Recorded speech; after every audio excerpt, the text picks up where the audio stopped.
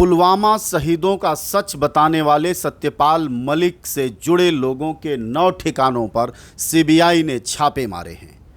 जी हां, सत्यपाल मलिक वही हैं जिन्होंने प्रधानमंत्री मोदी पर सीधा आरोप पुलवामा शहीदों पर लगाया था और कहा था कि इसके लिए सरकार सीधे तौर पर जिम्मेदार है। इतना ही नहीं, उन्होंने यह भी कहा था कि रिलायंस से जुड़ी इंश्योरेंस कंपनी को घपले का भी बड़ा आरोप लगाया था। उन्होंने कहा था कि 300 करोड़ की रिश्वत देने की पेशकश की गई थी और उस पेशकश में उन्होंने भाजपा के वरिष्ठ नेता, भाजपा के पूर्व महासचिव, आरएसएस के नेता रहे राम माधव का भी नाम लिया था। बड़े साफ तौर पर कहा था कि राम माधव पहली दफ़ा मुझसे मिलने आए हैं और अब प्रधानमंत्री मोदी की सीबीआई सक्रिय हो गई है और पिछले 8 महीने में यह तीसरी बार है जब सीबीआई ने छापे मारे हैं या सत्यपाल मलिक से पूछताछ की है।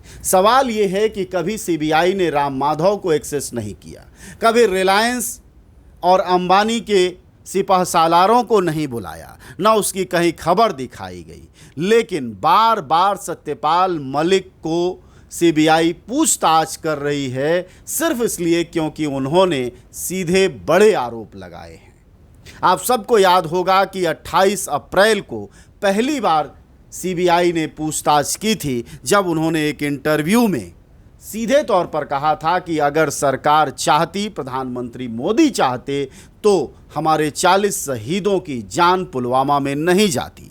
उन्होंने कहा था कि सरकार उन 5 हेलीकॉप्टर को भेजने को तैयार नहीं हुई, जिसकी वजह से सैनिकों की जान गई, सीआरपीएफ बलों के 40 जवानों की जान चली गई। यही वजह है कि मोदी के आलोचक कहे जाने वाले, उनकी सीधी तौर पर उन पर आरोप लगाने वाले सत्यपाल मलिक पर एक के बाद एक सीबीआई के छापे पड़ रहे हैं। सवाल यह भी है कि आखिरकार इन छापों का क्या मतलब है। पूर्व गवर्नर सत्यपाल मलिक के पूर्व प्रेस सलाहकार और सहयोगी सुनक बाली के घर पर सीबीआई का छापा पड़ा है। अब सवाल ये है कि क्या जो लोग आलोचना करेंगे, सरकार पर सवाल उठाएंगे, उनको मुंह बंद कराने के लिए, उन्हें डराने धमकाने के लिए बार बार सरकार सीबीआई को आगे कर देगी।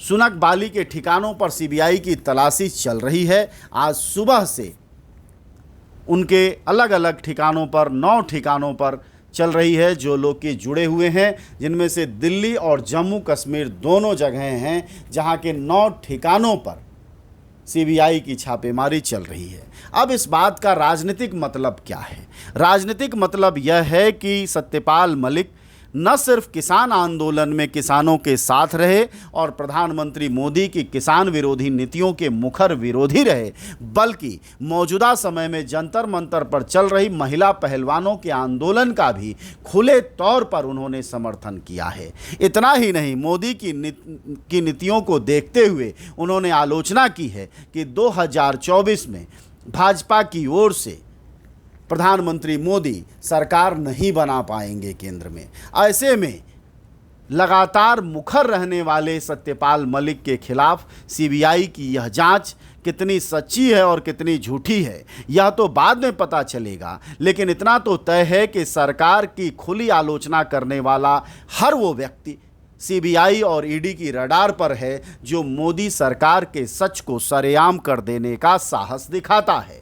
आप सबको याद होगा कि सत्यपाल मलिक ने मीडिया को दिए अपने इंटरव्यू में बार बार कहा, एक बार नहीं और यहाँ तक कि राज्यपाल रहते हुए भी जो नीतियाँ रही हैं जम्मू कश्मीर में सैनिकों के प्रति सरकार की, उसकी भी आलोचना की है।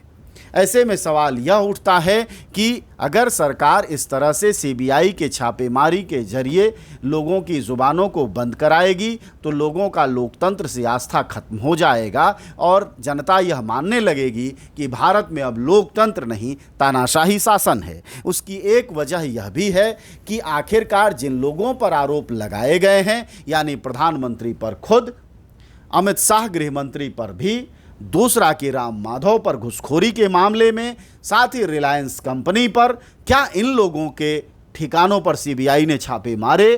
क्या सीबीआई ने प्रधानमंत्री से लेकर और राम माधव तक की पूछताछ की? क्या रिलायंस कंपनी के जुड़े कारकुनों से कोई पूछताछ हुई? यह सवाल बड़े हैं और यही सवाल संदेह के घेरे में हैं कि जो सवाल उठाता है उस पर तो सीबीआई ठिकाने मांगने उसके परिचितों के यहाँ चल देती है, लेकिन जिन पर सवाल उठाए जाते हैं उन पर कोई कार्रवाई क्यों नहीं होती? क्या यही मोदी है तो मुमकिन है का असली मतलब है?